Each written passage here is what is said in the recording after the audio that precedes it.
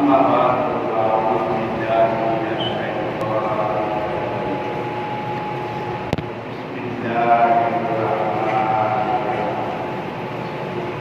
قال الله تعالى إن الله سميع الدعاء إن الله وملائكته يصلون على النبي يا أيها الذين آمنوا صلوا عليه وسلموا تسليما اللهم صل على سيدنا ونبينا وسيدنا مولانا محمد صلى الله عليه وعلى آله وصحبه وبارك أعوذ بالله من الشيطان الرجيم بسم الله الرحمن الرحيم والله حضرات علماء کرام علماء اولیاء اللہ উপস্থিত সকল স্তরের বয়সের পর্যায়ে حضرات মুসলিয়ান کرام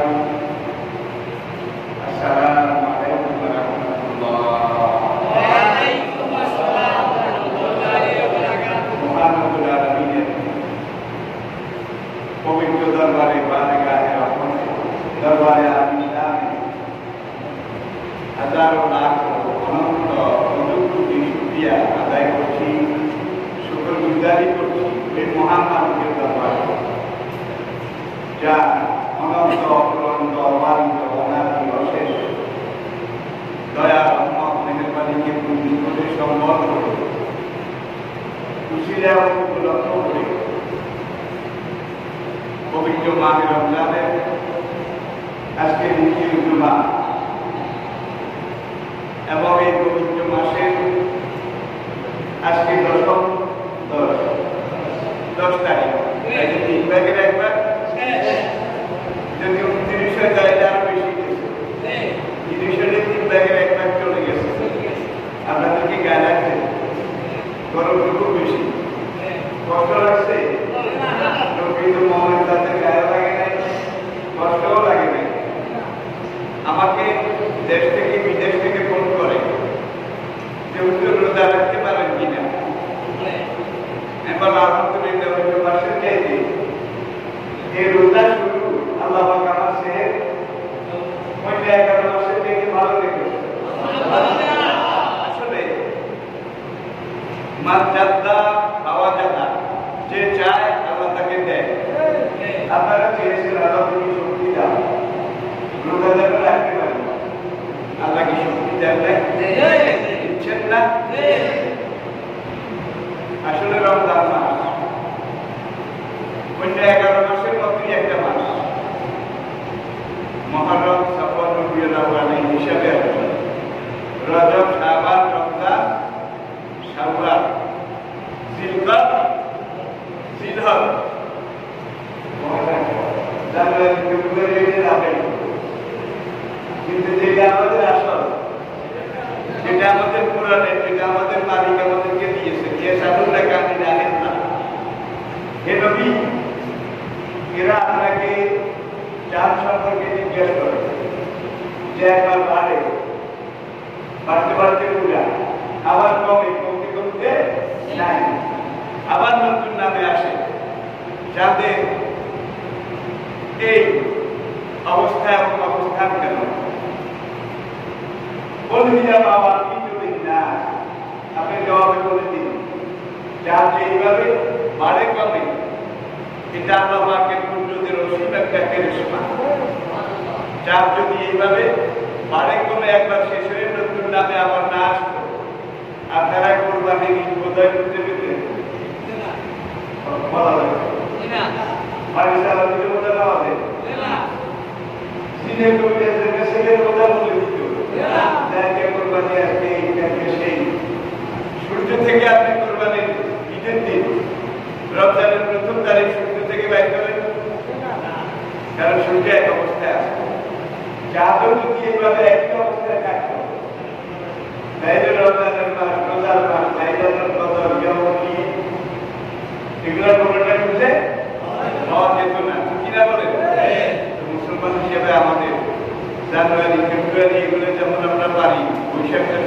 প্রাণী। মহরম সফর এগুলো মুসলমান হিসেবে পালা দরকার না দরকার না হয়। দুনিয়াতে কয় বছর বাঁচবে? 50, 60, 70, এর বেশি হলে বোনাস। কিন্তু এই জীবন শেষ হয়ে গেলে আরেকটা জীবন যে আসতেছে, সেই জীবনটা 50, 60, 70 বছরের নয়, অনন্তকালে। সেই জীবনের শুরু আছে কিন্তু শেষ নাই, কিনা বলে? আর সেই জীবনে পরিসংখ্যান, হিসাব, জবাবদিহিতা, যেটা আমাদেরকে সেখানে আসামির কাজ গড়ায় দাঁড়িয়ে পুঙ্খানুপুঙ্খরূপে সাবরা সাবরা নাকি রামসা, আসলে হিসাব রামসা সাবরা সাবরা, 3 দন্তি গড়া, 3 দন্তি গড়া ক্রান্তি। এইভাবে হিসাব দেওয়া লাগবে নাকি লাগবে না? আমরা সেই অনন্ত জীবনের পরিপ্রেক্ষিত হিসেবে আমরা এখানে যে সময়টা আছি, এই সময়টা আমরা আমাদের সৃষ্টিকর্তা, আমাদের রব, আমাদের খালেক, মালিক, রাজিক, তার হুকুম মেনে চলবো, তার নির্দেশ মেনে চলবো, তার পাঠানো ওহী, তার পাঠানো কোরআন, এগুলোর নির্দেশ আমরা মেনে চলবো। সবাই কি রাজি আছেন? 12 মাসের 1 মাস রমজান। এই মাসটার সম্মান সবচেয়ে বেশি। শাহরুর রমাদান আল্লাযী উনজিলা ফীহিল কুরআন। আর এই মাসটার সম্মান এই জন্যই বেশি, এই মাসে আল্লাহ পাক মহান গ্রন্থ আল কোরআন নাযিল করেছেন। সুবহানাল্লাহ। এই মাসে কোরআন নাযিলের কারণেই মাসটার সম্মান বেশি আল্লাহ বাড়িয়ে দিয়েছেন। কিভাবে বাড়িয়ে দিয়েছেন? 12 মাসের মধ্যে এটা সর্বশ্রেষ্ঠ মাস, সর্বোত্তম মাস। এই মাসে যদি আপনি 1 টাকা আল্লাহ রাস্তায় দান করেন, কমপক্ষে 70 গুণ, 70 টাকা সওয়াব আল্লাহ দান করবেন। এই মাসে একবার যদি আপনি আল্লাহ আল্লাহ লা ইলাহা ইল্লাল্লাহ এই জিকির করেন, একবারের বিনিময়ে 70 কত? 70 বার। আর এই 70 এটাকে আপনারা মনে করবেন না এই বেশি বোঝায় নাই, আমাকে 70 এখানে যদি আপনারা বেঁধে ফেলবেন, তাহলে সীমিত সীমাবদ্ধ করে ফেলা হয়। আল্লাহর কোনো সীমা নাই, কোনো সীমাবদ্ধতা নাই। কমপক্ষে 70 এবার বুঝেছেন? কমপক্ষে উপরে 700, 7,000, 7 লাখ, 7 লাখে দিয়ে বোঝা শেষ আর নাই আছে। ইন্নাল্লাহা ইউদাইফু লিমান ইয়াশা, যে করার মতো করে, বলার মতো বলে, যাওয়ার মতো চায়, তাকে আমি এর থেকে অনেক বেশি, বহুগুণ বেশি আমি আল্লাহ দিয়ে দিই। যে ব্যক্তি রমজান মাস রোজা রাখলো ঈমানান ওয়া ইহতিসাবান, ঈমান এবং আত্মশুদ্ধির সাথে, গুফিরা লাহু মা তাকাদ্দামা মিন যামবিহি, আল্লাহ পাক তার বিগত জীবনের সব গুনাহখাতা মাফ করে দেন। এরপরে আসুন নিঃসয়নে ফারাদান, রোজাদারের জন্য 2টা খুশি আল্লাহ রেখেছেন। ওয়াহিদুন ইনদা ইফতারিহি, একটা খুশি যেমন ইফতার করে তো, ইফতার করলে মনটা কেমন লাগে? এত বড় হয়ে যায় যে আমি আজকে আমার জীবনে একটা খুশি, একটা সম্পদ আমি জোগাড় করতে পেরেছি, আলহামদুলিল্লাহ। লক্ষ কোটি টাকা জোগাড় করলেও সম্পদে এত খুশি হয় না। আজকে একজন রোজাদার, সে সারাদিন রোজা রেখে যখন ইফতার করে, তখন তার একটা খুশি সন্তুষ্টি আল্লাহর পক্ষ থেকে, কোরআনে যেটাকে বলা হয় সকিনাতান মিনাল্লাহ, আল্লাহর পক্ষ থেকে প্রশান্তি তার অন্তরে আল্লাহ নাযিল করে দেন। 1 আর 2, পরকালে মৃত্যুর পরে, শেষ বিচারের পরে ইন্দা লিকায়ে রাব্বা, ওই রোজাদার তার রবকে যদি দেখতে পাবে চামড়ার চোখে, সেটা হবে তার জন্য দ্বিতীয় খুশি। একটা ইফতার সময় খুশি, আর একটা আল্লাহকে দেখার খুশি। ইফতারের সময় আনন্দ আর আল্লাহকে দেখার আনন্দ। আল্লাহকে দেখতে চান? চান?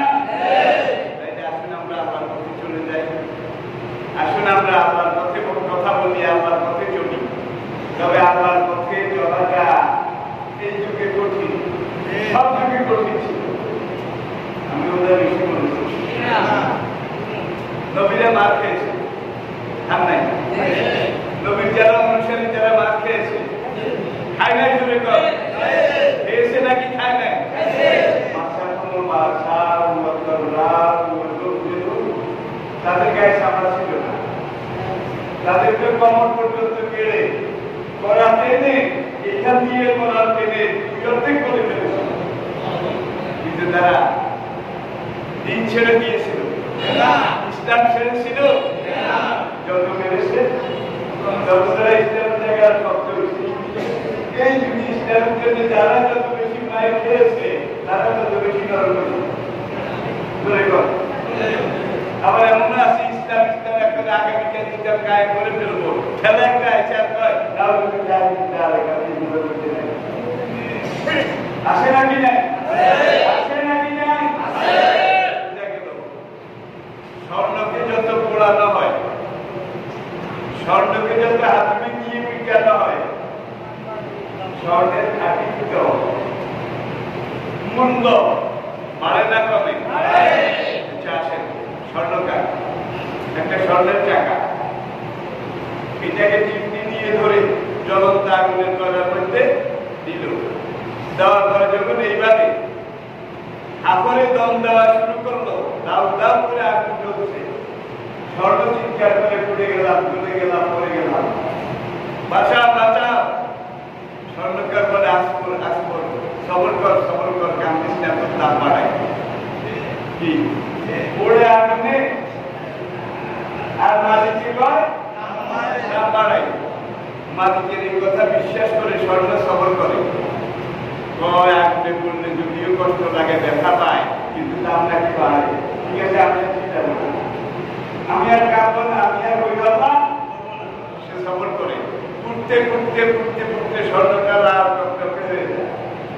এই সময় চিমটি দিয়ে ধরে লোহার মধ্যে একটা হাতুড়ির উপরে রেখে 3 কেজি হাতুড়ি, এইটা দিয়ে যখন মারা শুরু করে, মারে না তো স্বর্ণ আবারও কাঁদে, যখন আগুনে পড়ে যায়, এখন আবার হাতুড়ি দিয়ে পিঠা, আমি কি দোষ করলাম, আমি কি দোষ করলাম। স্বর্ণকার বলে কান্দিস না, তোর মান বাড়াই, আগুনে পুড়ে দাম বাড়াইছে, হাতুড়ি দিয়ে পিঠাইয়া মান বাড়াইছে। স্বর্ণ সবর করে, আগুনে পোড় খাইলেও দাম বাড়ে, হাতুড়ির পিঠা খাইলেও মান বাড়ে, আমি সবর করি। সবর করে চুপ করে সে থেমে আছে। এইবার চিমটি দিয়ে ধরে ওই আগুনে আবার দিয়ে আবার যখন এইভাবে দম দেওয়া শুরু করেছে, আবার চিৎকার করে মোল্লাম মোল্লাম চলে গেলাম।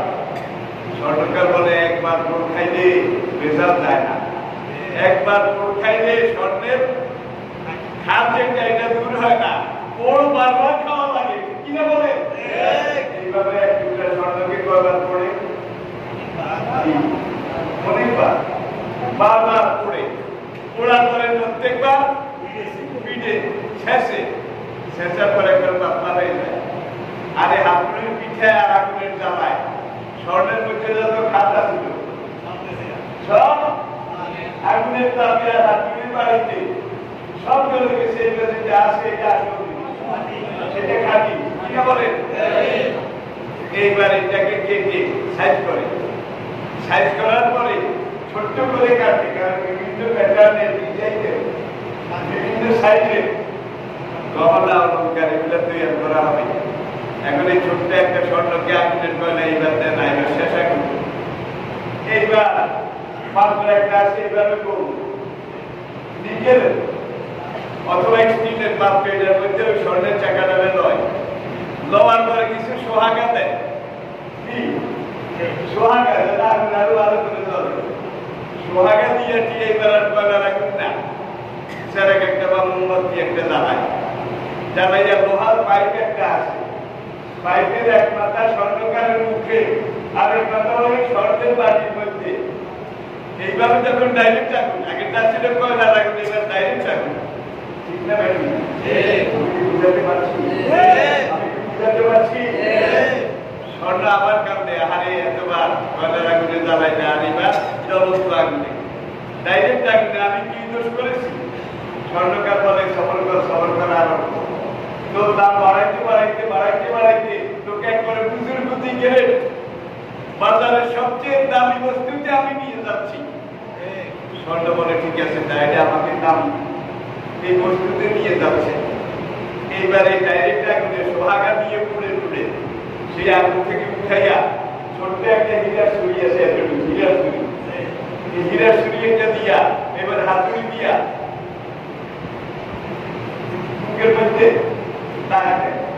আঁকবে স্বর্ণকে এতবার করলে এতবার পিঠে এটা করে দাঁড়াই না এবার আমার মুখের মধ্যে সরিয়ে চালাম আমি কি অপরাধ করেছি কামদিসটা সাবরকর ডিজাইন করি এই ডিজাইন যদি না করি তাহলে পুরো 70,000 টাকা বেচা যাবে না ইন্নাল্লাহ আশতারা মিনাল মুমিনিনা আনফুসাহুম ওয়া আমওয়ালাহুম বিআন্না লাহুমুল জান্নাহ আল্লাহ জান্নাতের বিনিময় আল্লাহর কসম আসলে ময়দানে এই মার খাওয়া পিঠা খাওয়া আগুনে জ্বলা স্বর্ণগুলোকে বেহেশতের বিনিময়ে আল্লাহ খরিদ করে নেবে সুবহানাল্লাহ এই মায়ের থেকে রাজি আছে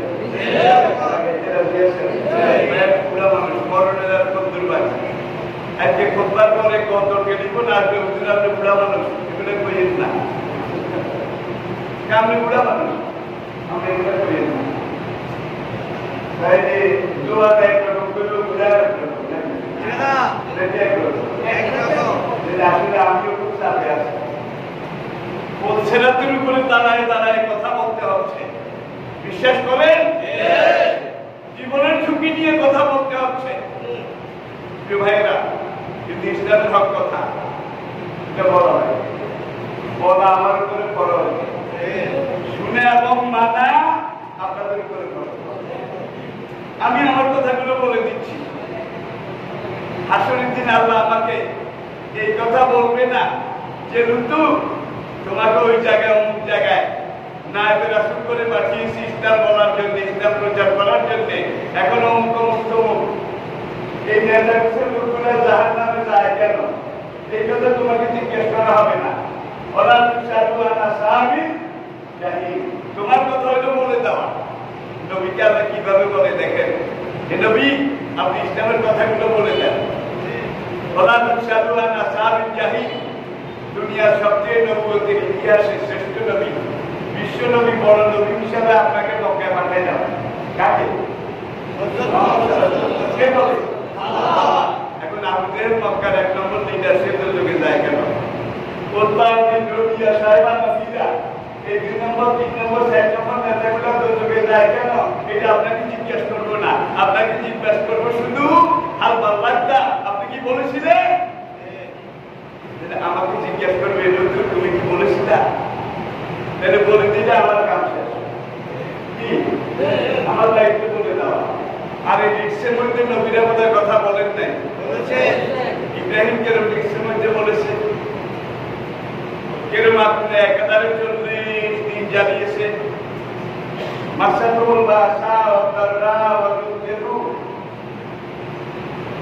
কত রকমের নির্যাতন তাদেরকে গাছের মধ্যে লটকাইয়া লোহার চিরুনি দিয়া শরীরের বস্তুগুলাকে এইভাবে শেষে সিলে নামায় করেছে জুনারি কেউ সিদ্ধান্ত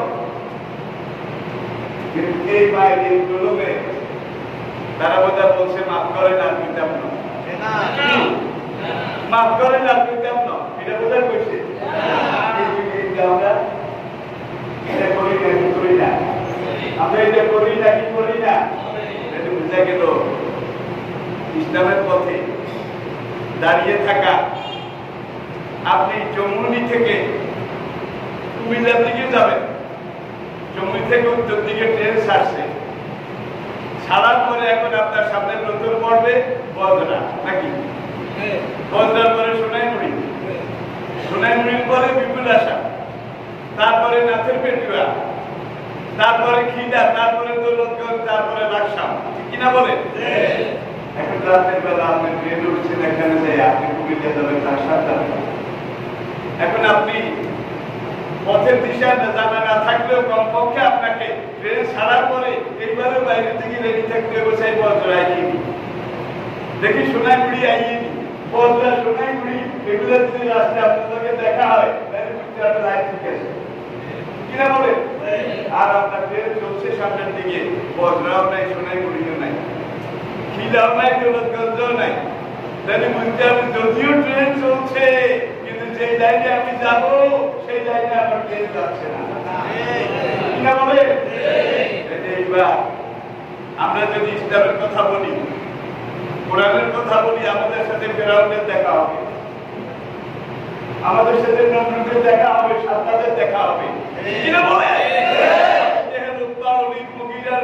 তাদের দেখা হবে। যদি দেখা হয় তাহলে বুঝতে হবে রেসালত নবুয়তের প্রেম ঠিক আছে, ঠিক আছে। আর যদি এদের সাথে দেখা না হয় তাহলে বুঝতে হবে ঠিক নেই,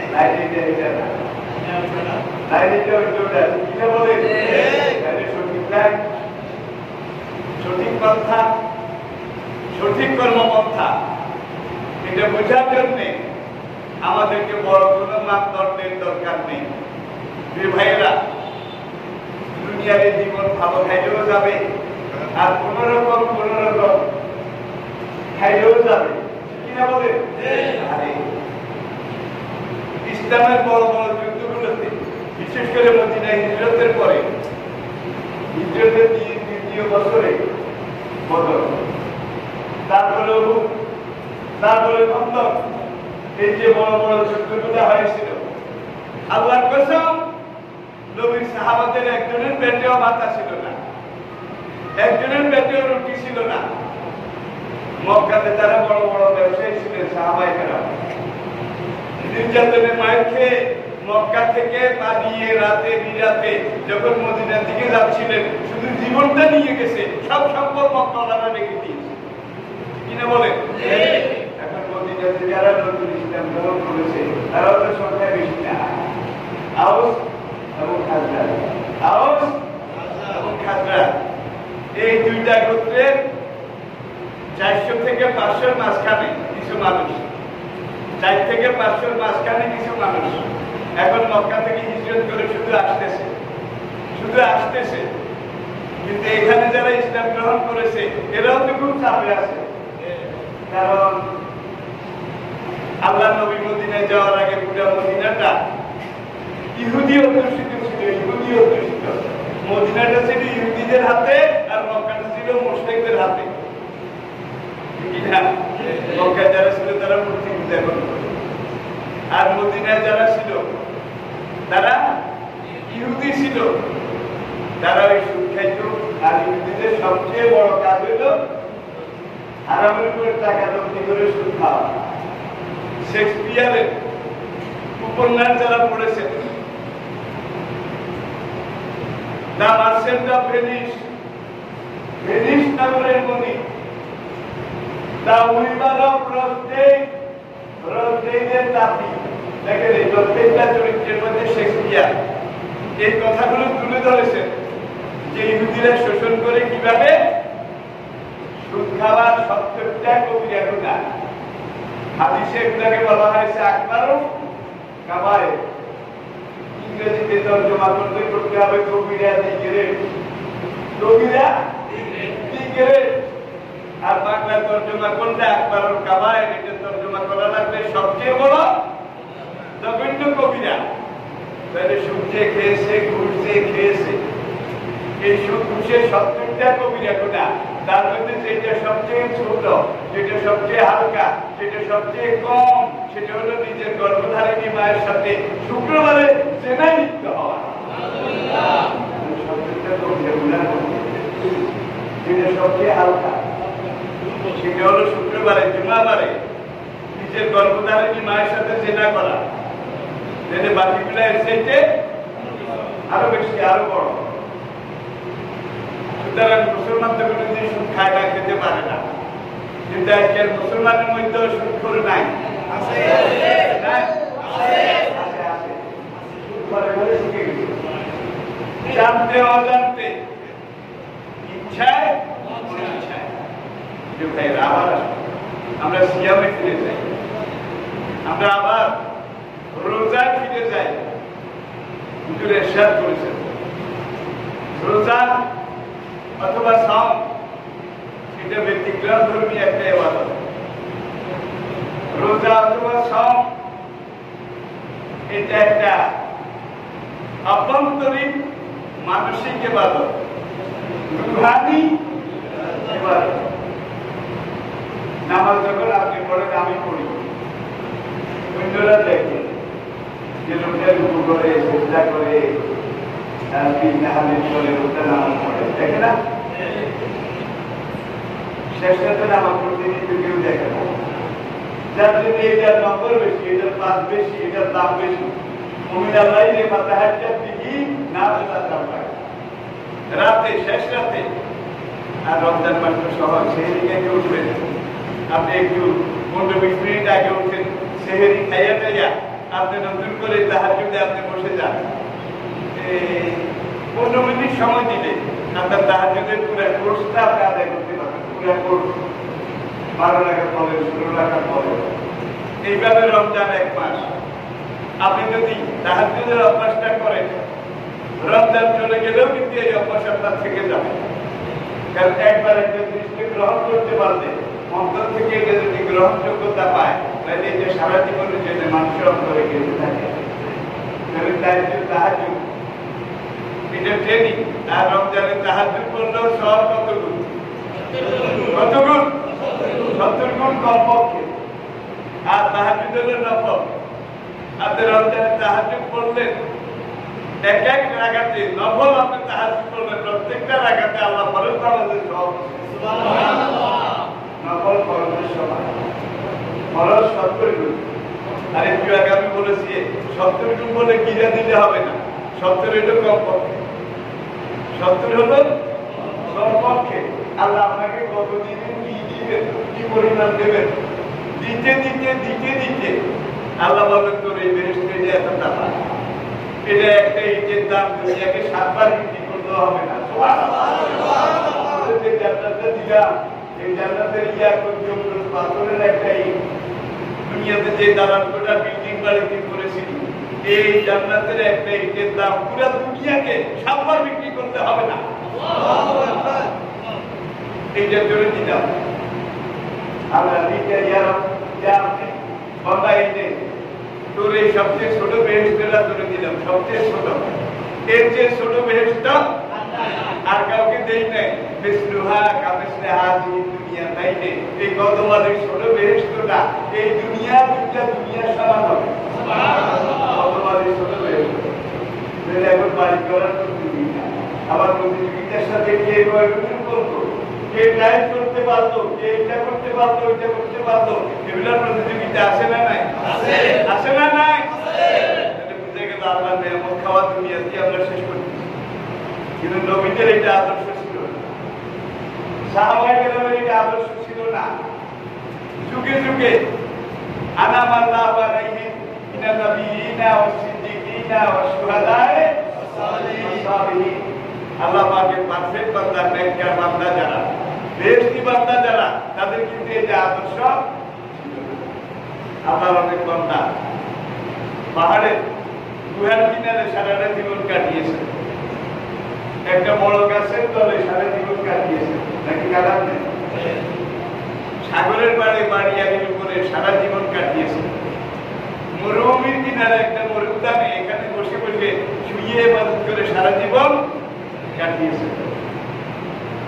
হুজুর ইরশাদ করেছেন, তুমি যখন দেখবে তোমার ডাইনে বামে সামনে পিছনে পূবে পশ্চিমে পোড়া ইটের ঘরে ভরে গেছে, পোড়া ইটের ঘর বুঝে, পোড়া মাটির ঘর, পোড়া মাটির ঘর বুঝে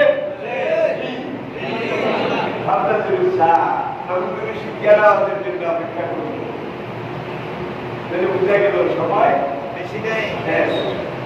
বিল্ডিং এ যত রুম করে, যত টাইলস করে, যত মোজাইক করে, এইটার টেম্পারও কিন্তু একেবারে শেষ পর্যায়ে এসে ঠেকেছে।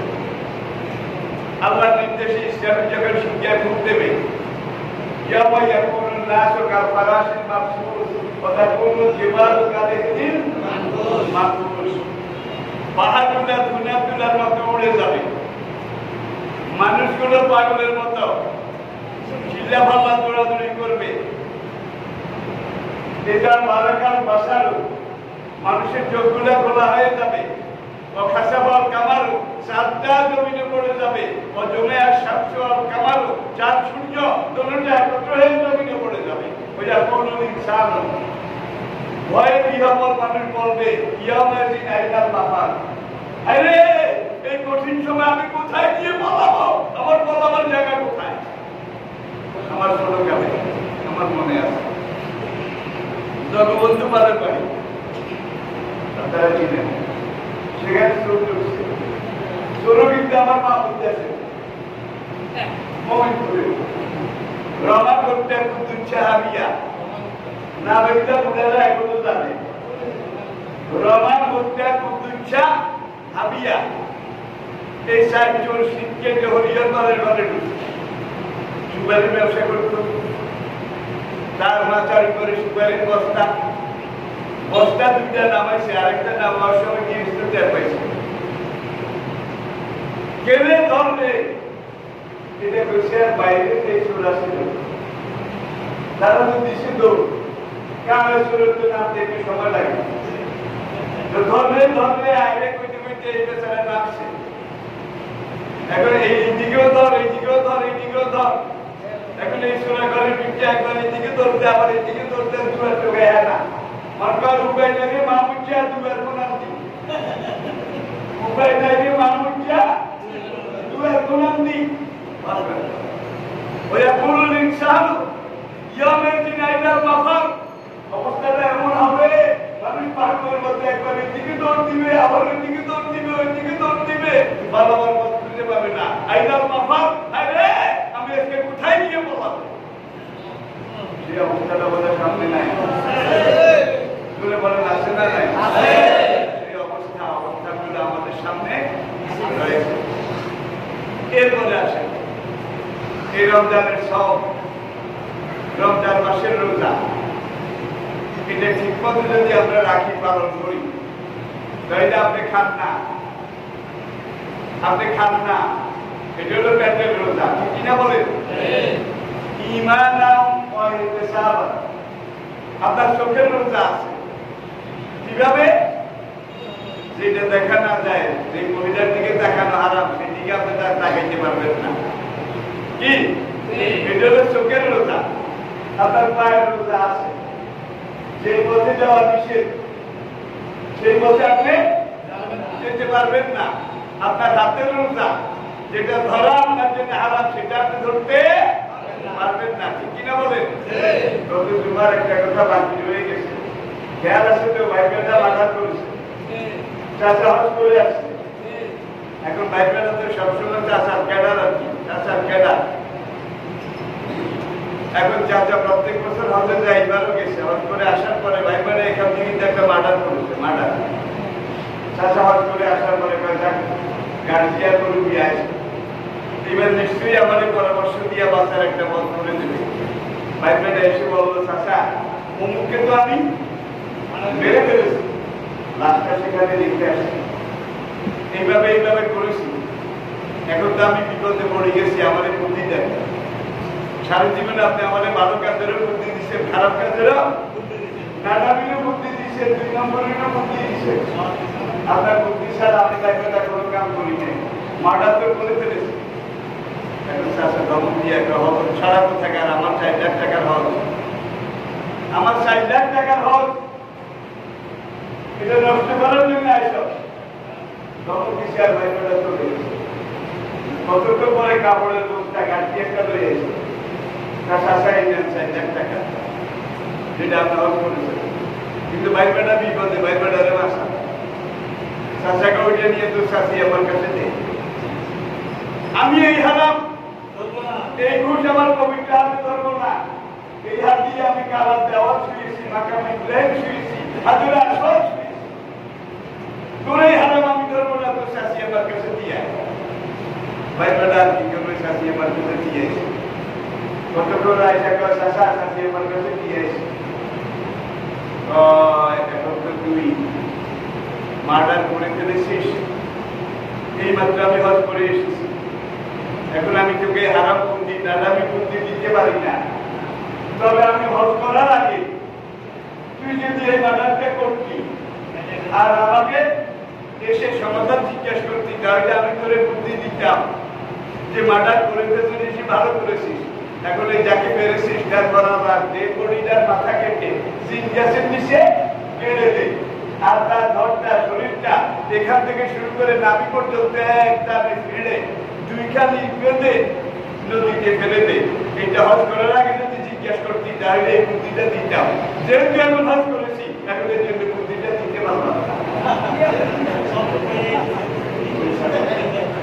না একটা কল পাইছে কত বাঁচাইছেন ভাই বেটারে আমাকারু আমাকার আল্লাহু খায়রুল মাকিরিন এরকম লোক আমাদের সমাজে আছে না নাই আছে না নাই অন্যায় করে পাপ করে আবার অন্যায়ের পক্ষে নিজে মনে মনে রকমের সমর্থন এইটাও করে কিনা বলে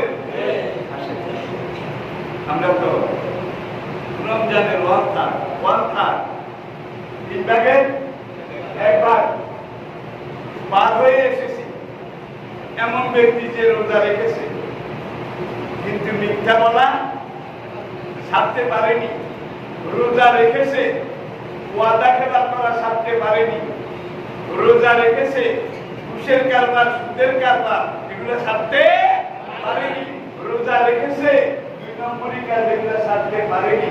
আল্লাহ নবী বলেন তার এই উপাস তার এই কষ্ট করা এটা আল্লাহ বলে দরকার নেই, তার এই রোজায় তারও কোনো লাভ হবে না, আল্লাহ তাকে কোনো প্রতিদান দেবে না। এখন আমাদের অনেকের রোজা বোধহয় এরকম নাই, আছে আছে ভাই যদি রাখবো রাখার মতো রাখবো, যদি করবো করার মতো করবো, সেই আমার উস্তাদ। আরে আমার যে 2 ডজনের বেশি এই শেষ যেখান থেকে রায়পুরা দিয়া উস্তাদ ছিলেন, আমি মাঝে মাঝে চোখ বন্ধ করি পুরো দুনিয়ার উপরে চোখ ঘুরাই, আল্লাহর কসম আমার হায়াতের কসম যে উস্তাদের কাছে আমি বুখারী মুসলিম তিরমিজি আবু দাউদ ইবনে মাজাহ নাসাই এই হাদিস তাফসীরগুলো পড়েছি, আল্লাহর কসম পুরো দুনিয়াতে চোখ বিলাইয়া পুরো দুনিয়াতে আমি চিন্তা করে আজ পর্যন্ত সেই উস্তাদের মতো তার 100 ভাগের 1 ভাগ একজন আলেম আমি খুঁজে পাচ্ছি না। আমি ওটা বেশি বেশি আর আমাদের কিছু মানুষ এখন বলে আগের আলেমরা কিছু বলতে না, আগের আলেমরা সব ভুল করে গেছে, এরকম কথা কয় না, এখনকার আলেমার 100 বছর আগের আলেম। আমার মতো 1 লক্ষ লুৎফুর রহমান এখন বললে আমার একজন উস্তাদের বাইরে নবীর সমান বোঝা হবে আমাকে তিরমিজি শরীফ পড়ায়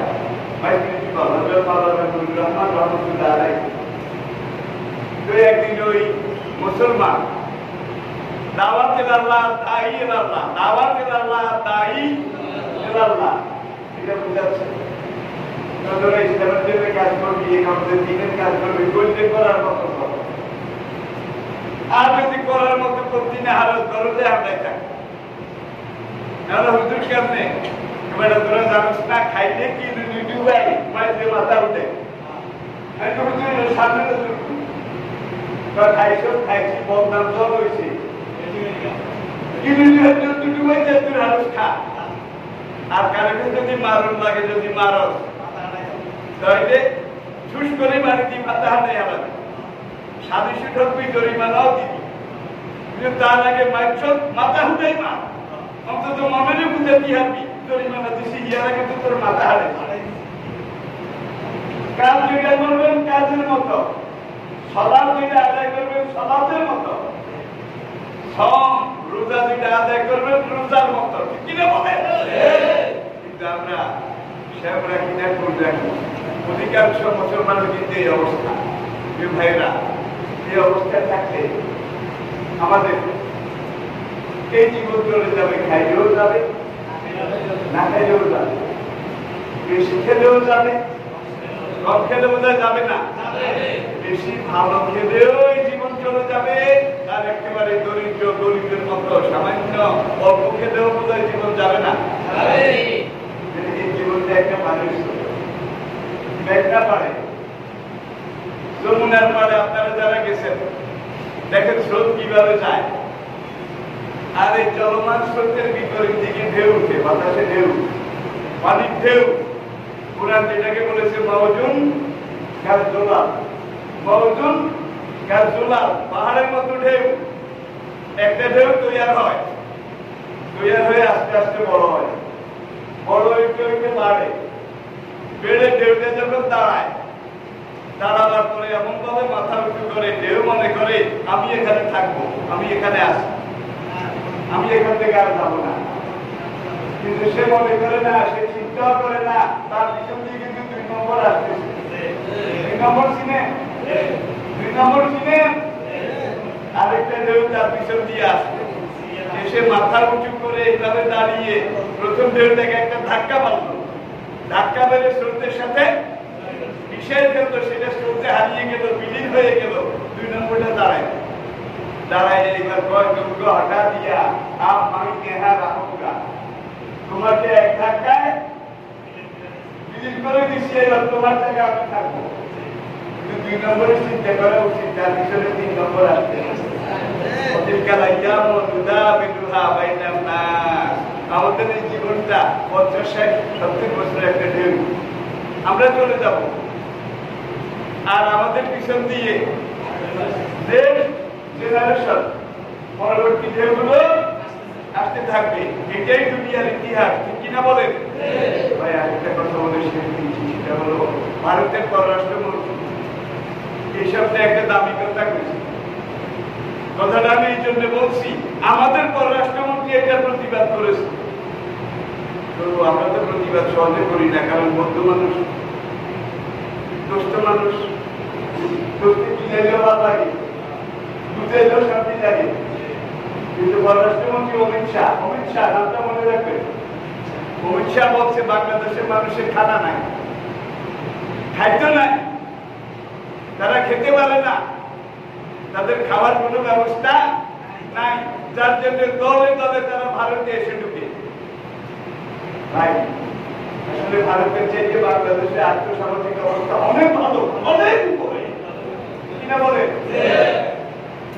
আমরা গার্মেন্টস শিল্পে বর্তমান বিশ্বে বাংলাদেশ 2 নম্বরে আছে। শাকসবজি, তরি তরকারি এগুলো উৎপাদনে এশিয়ার মধ্যে বাংলাদেশ 2 নম্বরে আছে।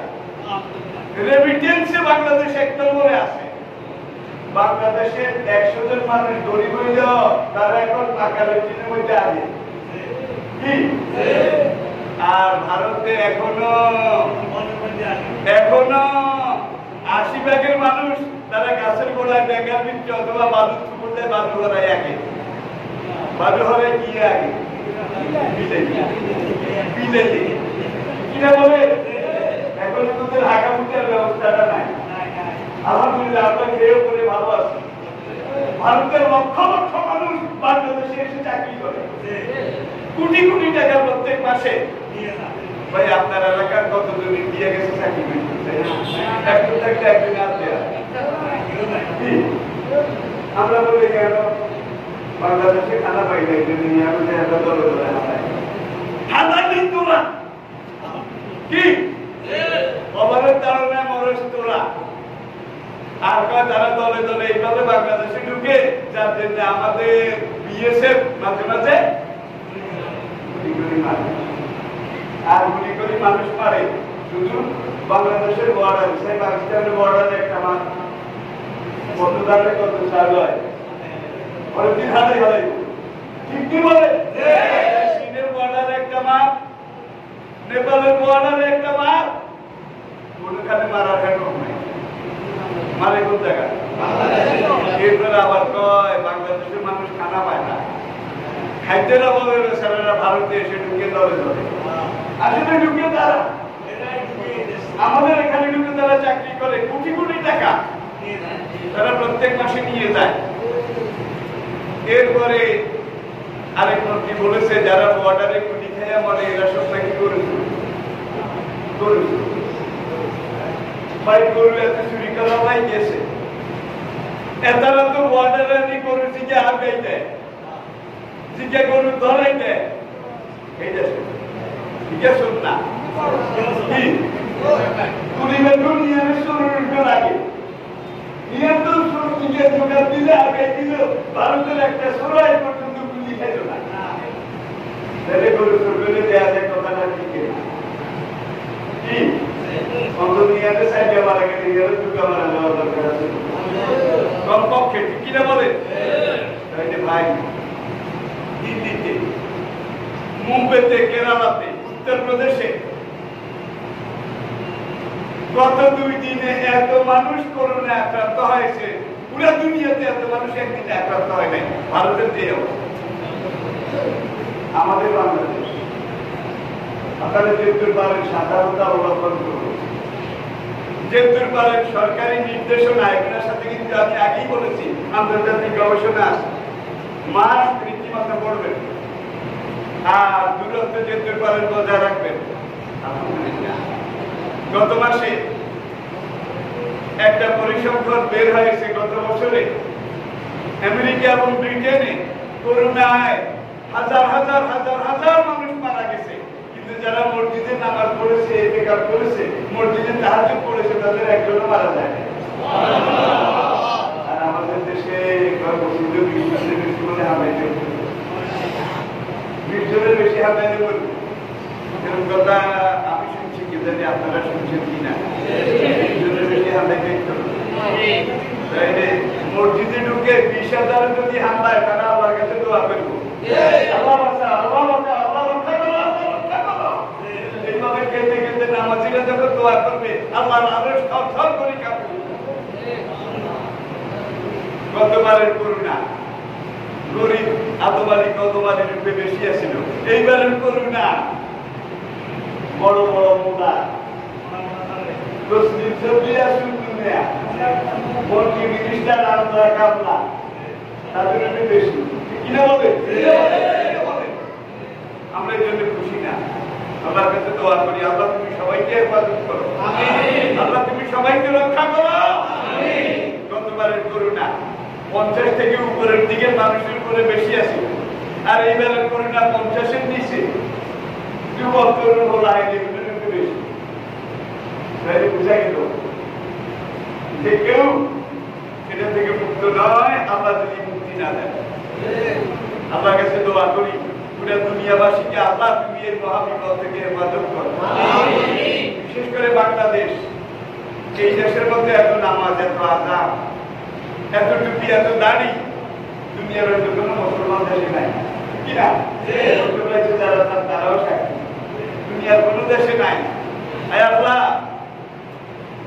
দুঃখী এই দেশটা, মুসলিম অধ্যুষিত এই দেশটা তোমার কুদরতে কারিশমার ইশারায়, তোমার মহিয়ান করিয়ান রশিদ করুন দয়াবান রহিম রহমান এই নামের কারিশমা এবং কুদরতকে বাংলাদেশকে এই ভয়াবহ করোনা যেটা বর্তমানে চলছে এটা থেকে তুমি রক্ষা করো। আমাদের ছেলেমেয়েরা যারা বিদেশে আছে বর্তমানে 1,26,00,000 বাংলাদেশের মানুষ বিদেশে আছে, বা ইন্ডিয়া নাই একজন হিয়ানের মেশিনে রাস্তা ফিডি মারে তুই গরু খাইছ, আর বাংলাদেশের দেখতে হিয়ানের রাস্তা না করছে আপনারা তাদের দেশের মানুষ তাদের থেকে বাঁচতে পারে না। তাহলে বলতেছি দাদা এই জল কিন্তু একটা ব্যারোমিটার, আমার যদি অন্য সময় আছে বলতেছি এখনো যদি চিনতে না পারেন, এমন এক সময় আসবে চীনের সুযোগ পাওয়া যাবে না, দেবে না। আল্লাহ আমাদেরকে বোঝার তৌফিক দান করুন। ক্যামেরাম্যান ভাইয়েরা, ইউটিউবের ভাইয়েরা, আপনাদের কাছে একটা অনুরোধ, এমন স্ট্যাটাস এমন আপনারা দেবেন না যাতে করে আমার অসুবিধা হয়। কি আমার অসুবিধা হয়?